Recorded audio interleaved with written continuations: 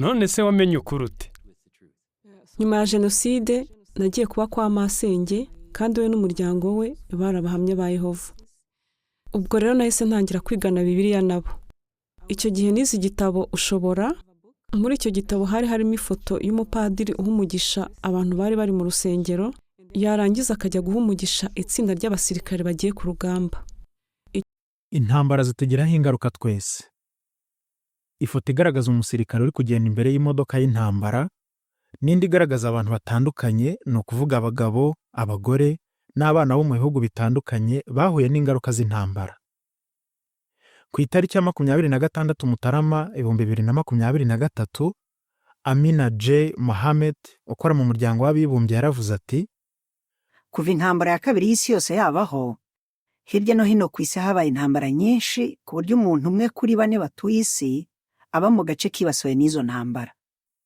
no mu bicubu birimo amahoro, intambara n'urugomo bishobora kuba igihe icyo ari cyo cyose. Ndetse n'iyo abantu baba bari kure cyane habera intambara, iyo ntambara ishobora kubagiraho ingaruka.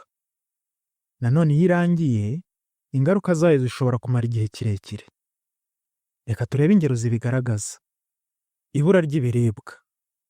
Ifoto igaragaza ibiganza bibiri biteruye agasorori kari mu busa. Nk'uko ishami ry'umuryango w'abibumbye ryita ku biribwa ribivuga, intambara zigira uruhare runini mu gutuma ibiribwa bigabanuka ku isi. Abantu bagera kuri 70% bafite inzara hirya no hino ku isi baba mu bice byibasiwe n'intambara n'urugomo. Uburwayi n'ihungabana. Ifoto igaragaza umugore wipfutse mu maso. Iyo abantu batekereza ko intambara iri hafi kuba mu gace k'iwabo, barahangayika cyane. Abantu baba mu duce turimo intambara baba bashobora gukomereka kandi bakagira ibibazo by'ihungabana. Ikibabaje nuko akenshi batabona uburyo bwo kujya kwivuza. Kuvanwa mu byabo. Ifoto igaragaza abagize umuryango batwaye ibikapu birimo ibintu byabo. Hari raporo y'ishami ry'umuryango w'abibumbye ryita ku mpunzi yavuze ko kugera mu kwezi kwa 9 2023, abantu barenga miliyoni 114 bo hirya no hino ku isi bari baravanywe mu byabo. Ibyo ahanini byatewe n'intambara n'urugomo. Ibibazo by'ubukungu. Ifoto igaragaza umugabo n'umugore bahagaze imbere y'akazu kabo.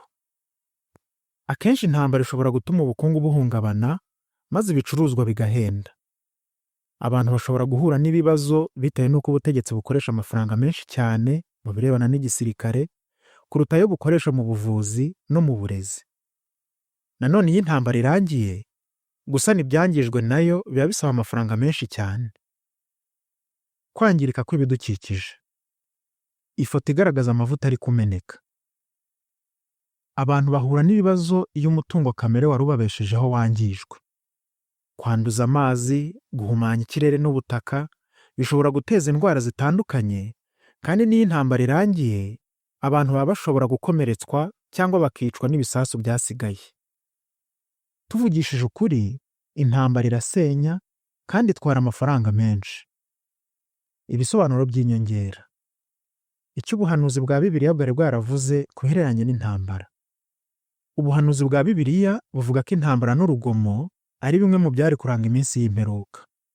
Matayo igice cya 24:3. Yesu Kristo yaravuze ati, muzumva iby'intambara n'inkuru zivuga iby'intambara. Igihugu kizatera ikindi n'ubwami burwane n'ubundi. Matayo igice cya 24:6-7. Nimwumva iby'intambara n'akaduruvayo ntibizabatera ubwoba.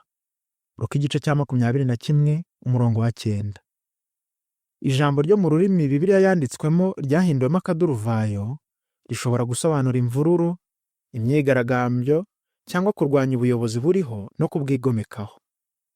Niba wifuza ibindi bisobanuro, wareba ingingo iri ku rubuga rwa jawa.org ifite umutwe uvuga ngo ni ibihe bimenyetso biranga iminsi y'imperuka.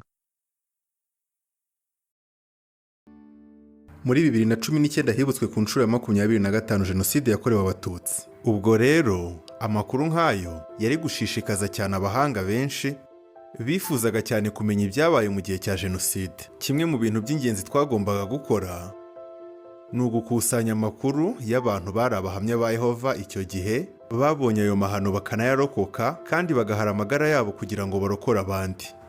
Mu gutegura umwandiko, ibiro byacu byafashije ibiro byo ku cyicaro gikuru bishinzwe amakuru mu bintu bibiri. Icya mbere ni ukureba niba ibintu byari gutangazwa ari ukuri. Icya kabiri ni ukureba niba igihe ingingo yategurwaga ibitekerezo by'abahuye na jenoside byarazirikanywe.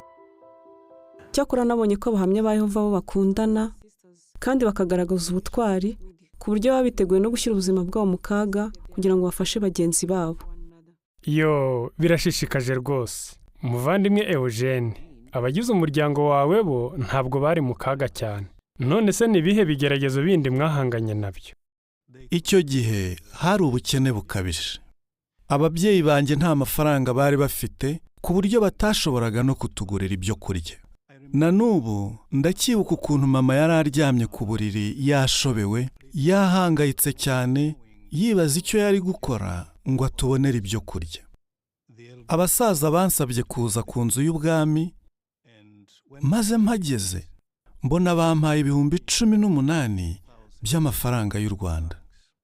Abo basaza bambwiye ko iyo yari impano twohererejwe n'abavandimwe n'abashiki bacu bo mu bindi bihugu. Ako kanya nahise niruka nsubira mu rugo, njya kureba mama aho yari aryamye, muhereza ya mafaranga. Na n'ubu ndacyibuka ukuntu amarira yamuzenze mu maso, bitewe n'uko yari ashimishijwe cyane n'icyo gikorwa cyiza abavandimwe bari badukoreye. Ni byiza cyane. None se Odile, iyo ushubije amaso inyuma ukareba akarengane kageze ku muryango wawe, ubona ari iki cyagufashije kigatuma utaba umurakare? Mbona ko umurimo wo kubwiriza ari uw'ingenzi cyane. Uko ndushaho kuvuga amasezerano yo muri Bibiliya, niko nanjye ndushaho kuyizera. Urugero nk'iyo mbwira abandi ibyiringiro by'umuzuko n'imimerere y'abapfuye, ibyo bituma numva ko abagize umuryango wanjye nakundaga abapfuye batababara, ko ahubwo bategereje umuzuko. Ibyo rero bituma numva nishimye. Umurongo mpise nibuka n'uwo muri Yohana wa mbere igice cya 2 umurongo wa 6 n'uwa 7, aho intumwa Yohana yasubiyemo itegeko Yesu yatanze igihe yavugaga ko tugomba gukundana nk'uko nawe yadukunze. Abakristo b'icyo gihe bari bahanganye n'ibitotezo. Ubwo rero bari bakeneye gushyira mu bikorwa iryo tegeko mu buryo bwihariye.